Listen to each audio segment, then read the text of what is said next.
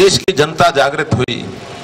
देश की जनता को एक ऐसे नेता की तलाश थी जो श्री नरेंद्र मोदी के रूप में उनको मिल गया।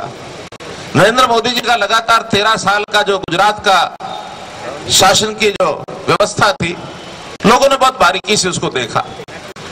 गुजरात एक मॉडल बन गया था सारे देश के प्रदेशों के लिए।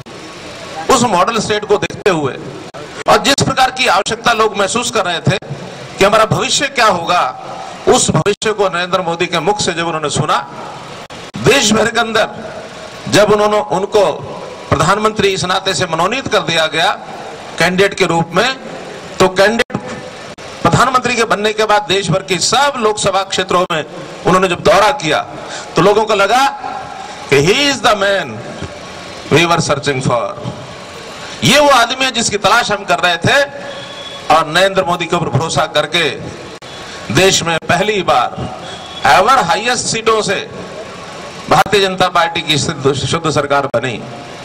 और जब से सरकार बनी है, हमारे प्रधानमंत्री ने दिन देखा नहीं, रात देखी नहीं, देश देखा नहीं, विदेश देखा नहीं, लगातार घूम रहे हैं, चाहे अपने देश के अंदर हो चाहे विदेशों के अंदर हो। उन्होंने विदेशों के लोगों से भी संपर्क करके अपने बढ़िया संबंध उनसे बनाए हैं। 100 देशों के साथ आज हमारे अच्छे संबंध भारतवर्ष के हैं। भारतवर्ष दुनिया में एक महत्वपूर्ण देश ये बन चुका है। तो ये रोजगार के नाते से हमारा युवा अगर उसको अच्छा रोजगार मिलता है, वो संतुष्ट होता है। समाज को सुखी करने के लिए इस युवा का योगदान ये बहुत है।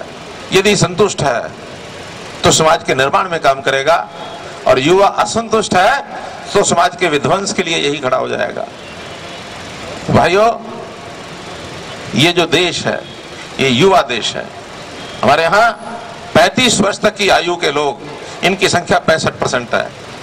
हमारी आबादी भले बढ़ रही है, लेकिन ये आबादी हमारे लिए अभिशाप नहीं है, ये हमारा एसेट है।